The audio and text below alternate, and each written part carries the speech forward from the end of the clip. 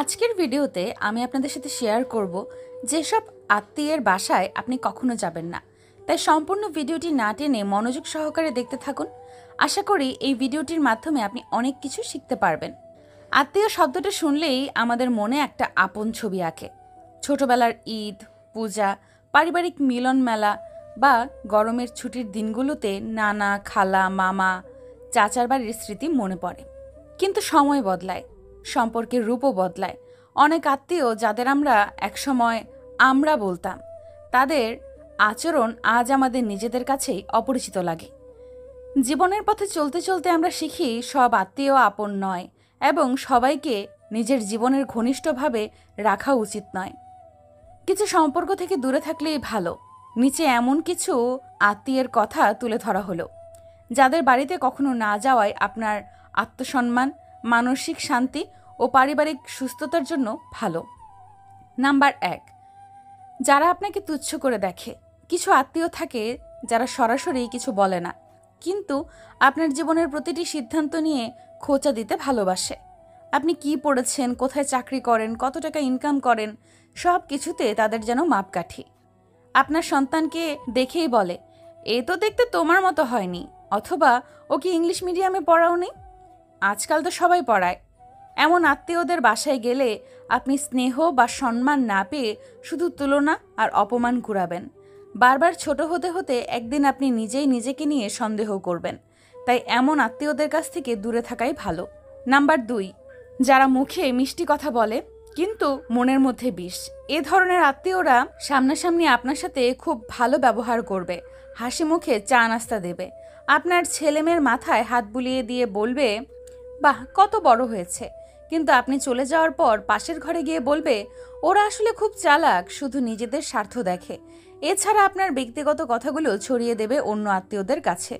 এই মুখোশধারী আত্মীয়রা সম্পর্ককে ভালোবাসার জায়গা থেকে নয়, গসিপ আর প্রভাব খাটানোর অস্ত্র হিসেবে ব্যবহার করে। আপনি যতই খোলামেলা হন, তারা ততই আপনার দুর্বলতা খুঁজে নেবে। এদের বাসা এড়িয়ে যাওয়া মানেই নিজের শান্তি রক্ষা করা। নাম্বার 3, যারা কেবল প্রয়োজনে আপন। কি খবর, অনেক দিন কোনো দেখা নেই। এই লাইনটা তখনই শুনবেন যখন তাদের টাকার দরকার বা কোনো কাজে সাহায্য লাগবে। এই আত্মীয়রা আপনাকে খোঁজ নেয় না, কিন্তু যখনই কোনো সরকারি কাজ, মেডিকেল অ্যাডমিশন কিংবা চাকরির রেফারেন্স লাগে, তখন আপনি ঘনিষ্ঠ আত্মীয় হয়ে যান। আপনি যদি কখনো না বলতে চান, তাহলে আপনি হঠাৎ করে অভিমানী, অহংকারী হয়ে যাবেন। এ ধরনের আত্মীয়দের বাসায় গেলে একবার হয়তো খাতির পাবেন, কিন্তু ভেতরে ভেতরে আপনি হয়ে থাকবেন শুধুই সুবিধার মাধ্যম। নাম্বার 4, যারা আপনার স্ত্রী, স্বামী বা সন্তানকে অপমান করে। আপনি নিজে অনেক কিছু সহ্য করতে পারেন, কিন্তু আপনার জীবন সঙ্গী বা সন্তানের অপমান সহ্য করা খুব কষ্টের। কিছু আত্মীয় আছে যারা কথার মাঝে স্ত্রীকে বেশি আধুনিক বা চুপচাপ বউ বলে কটাক্ষ করে। কেউ কেউ সন্তানের পড়াশোনা, চলাচল কিংবা পোশাক নিয়ে মন্তব্য করে। এ ধরনের পরিবেশে পরিবার নিয়ে যাওয়া মানে নিজেদের মূল্যবোধ বিসর্জন দেওয়া। সম্পর্ক যদি অপমানের কারণ হয়, সেটা যত আত্মীয়ই হোক, সেই বাড়ির দরজায় আর পা না রাখাই শ্রেয়। নাম্বার 5, যারা সম্পর্ককে প্রতিযোগিতা বানায়। এদের কাছে সবকিছু তুলনার বিষয়। আপনি কোন গাড়ি চড়েন, কার বউ বেশি স্মার্ট, কার ছেলে বেশি মার্কস পায়, সব কিছুর মধ্যে প্রতিযোগিতা। তারা নিজের অর্জন বোঝানোর জন্য আপনার অপূর্ণতা খোঁজে। আপনি একদিন তাদের বাসায় গেলে সারাক্ষণ শোনাতে থাকবে, আমার ছেলেটা তো এবার কানাডা যাচ্ছে, আমার মেয়ের বিয়েতে লাখ লাখ টাকা খরচ করেছিলাম, ইত্যাদি। এমন আত্মীয়দের বাড়িতে গেলে আত্মসম্মান কমে যায় আর অযথা হীনমন্যতা তৈরি হয়। নাম্বার 6, যারা আপনাকে নিয়ে হাসাহাসি করে। আপনার ভাষা, উচ্চারণ, পোশাক, ধর্মীয় চর্চা, এমনকি আপনার শরীর, সব কিছুর ওপর কিছু আত্মীয় রসিকতা করে। কেউ হয়তো বলে, তোর তো এখনো বাচ্চা নেই, আবার কেউ বলে, তুই দিন দিন আলুর মতো মোটা হয়ে গেছিস। এইসব কথার পেছনে অনেক অসম্মান লুকিয়ে থাকে। একটি আত্মীয়র বাড়িতে বারবার এই ধরনের মন্তব্য শুনে শুনে আপনি এক সময় বুঝবেন, ওরা আপনাকে মানুষ না, বিনোদনের বিষয় ভাবে। সেখান থেকে দূরে থাকাই হবে নিজের প্রতি সম্মানের পরিচয়। নাম্বার 7, যারা অন্যদের সামনে আপনাকে হেয় করে।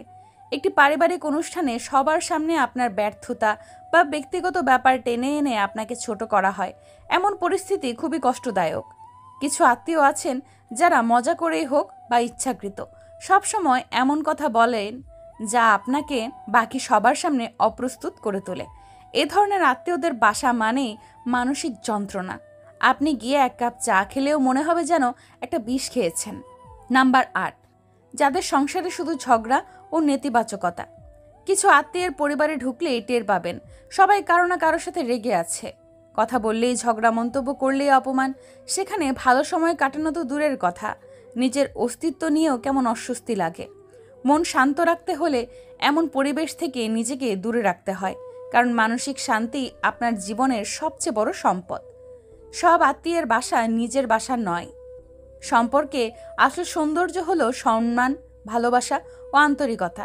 যেখানে এই তিনটি নেই সেখানে গিয়ে বারবার নিজের আত্মমর্যাদা ক্ষুণ্ণ করার মানে হয় না। জীবন খুব ছোট আর মনের শান্তি অনেক মূল্যবান।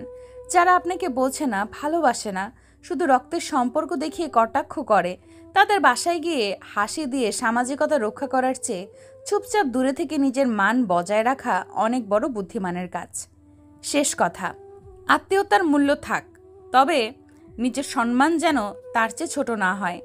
যেখানে আপনাকে ছোট করে দেখা হয় সেখানে এক কাপ চা খাওয়ার চেয়ে নিজের ঘরে নিজের মানুষের পাশে বসে নীরব চা খাওয়া অনেক শান্তির।